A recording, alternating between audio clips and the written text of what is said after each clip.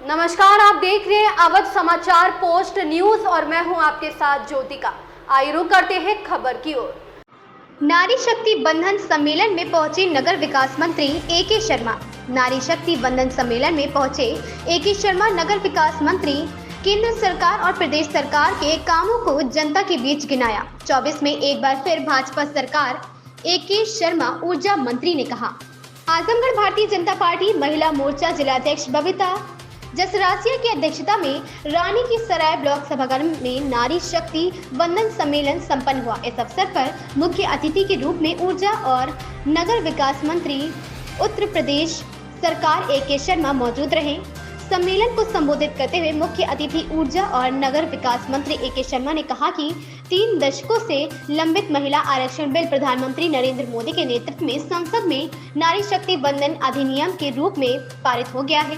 अब यह कानून बन चुका है। प्रधानमंत्री नरेंद्र मोदी ने भारत की सनातन संस्कृति यत्र नार्यस्तु पूज्यन्ते रमन्ते तत्र देवताः को देश के लोकतंत्र में चरितार्थ कर दिखाया है। नारी शक्ति बंधन अधिनियम एक ऐसा निर्णय है जिससे नारी शक्ति को सही मायने में अधिकार मिलेगा। नारी शक्ति को उसका अधिकार देने वाला यह अभूतपूर्व निर्णय एक विकसित, समर्थ एवं समृद्ध भारत के निर्माण का मुख्य स्तंभ बनेगा। नारी शक्ति बंधन अधिनियम के तहत लोकसभा व विधानसभा में 33% सीटें महिलाओं के लिए आरक्षित की जाएंगी। इसी तरह राज्यों की विधानसभा में भी महिला सदस्यों की संख्या बढ़ेगी। मोदी सरकार का यह फैसला लोकसभा और विधानसभा में महिलाओं की संख्या बढ़ाएगा। इससे नए कानून बनने और देश की दिशा तय करने में महिलाएं निर्णायक भूमिका में आएंगी। Bureau report. तो ही उत्सवमय समय होता है। ऐसे समय में मैंने अपने नगर विकास विभाग के सभी अधिकारियों कर्मचारियों का आह्वान किया है, निर्देश दिया है कि कहीं भी सफाई में कोई कमी न रह जाए, कहीं भी बिजली देने में कोई कमी न रह जाए और साथ ही हमारे मंदिर स्वच्छ हों, हमारे पूजा के पंडाल, दुर्गा पूजा के पंडाल जो हैं वो स्वच्छ हों। और मैंने प्रदेशवासियों से भी आह्वान किया है कि हमारे स्वच्छ त्यौहार और स्वस्थ त्यौहार मनाने की दिशा में आपका हर कदम उठना चाहिए। उसी प्रकार मैंने बिजली विभाग के लोगों से भी कहा है कि इस समय विशेष रूप से इस बात का ध्यान रखा जाए कि पूजा के समय, पर्व के समय बिजली की कोई कटौती न हो। आजमगढ़ में आपने संतृप्तिकरण के लिए बहुत ऐतिहासिक काम किया है, चाहे संतृप्तिकरण हो, ट्रांसफार्मर की समस्या, अभी भी बहुत से ऐसे गांव हैं। ये संतृप्तिकरण का कार्यक्रम अभी भी अनवरत चालू है। माननीय सांसद जी लोगों को, माननीय विधायक लोगों को मैंने पत्र भी भेजा है कि इस समय हमारी लगभग RDSS की योजना 17,000 करोड़ रुपए की चल रही है, जिसमें जर्जर तार बदलने का, ट्रांसफार्मर बदलने का ये सब कार्यक्रम चल रहा है। उसी प्रकार बिजनेस प्लान में हमारी 5,000 करोड़ रुपए की योजनाएं चल रही हैं, जिसमें यही काम हो सकते हैं।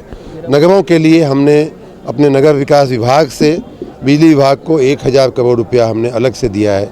तो इस प्रकार 23 से 24,000 करोड़ रुपए के काम इस समय चल रहे हैं संतृप्त करने के। उसमें मैंने माननीय जिलों से निवेदन किया है, मैं जनता से भी निवेदन करता हूं कि आपके क्षेत्र में कहीं जो कमियां हो, कोई गैप हो, चाहे तार का हो, ट्रांसफार्मर का हो, तो उसको पूरा करवा लें। हम सब उसको करने के लिए इस समय एकदम तत्पर हैं। एक और सवाल सर, कि जो 7 महीने पहले आपने कर्मचारियों को आश्वासन दिया था आने वाले त्यौहार पे यहाँ पे एक अभियंता भी निलंबित हुए थे, उनके बारे में भी यहाँ के विद्युत कर्मचारियों का एक सवाल है। क्या सवाल? आपने कहा था कि कोई कार्रवाई नहीं होगी। मैंने ये नहीं कहा था। मैंने तो कहा था कि हड़ताल से वापस आ जाइए, नहीं तो कार्रवाई होगी, ये मैंने कहा था। और उसी के तहत कार्रवाई हुई भी। जो लोग हड़ताल, जिन लोगों ने हमारी बात का सम्मान नहीं किया, जो लोग हमारे बार बार कहने के बावजूद भी जो लोग हड़ताल में अड़े रहे, उनके ऊपर कार्रवाई की गई। अब विषय ये आ रहा है कि कहीं कहीं ये संज्ञान में आ रहा है कि कौन हड़ताल में शामिल। अब वो लोग ये कहते हुए आ रहे हैं कि मैं तो हड़ताल में शामिल नहीं था। तो अब उसकी छानबीन हम लोग कर रहे हैं। ठीक सर, शुक्रिया। इस खबर में बस इतना ही। बने रहिए अवध समाचार पोस्ट न्यूज के साथ।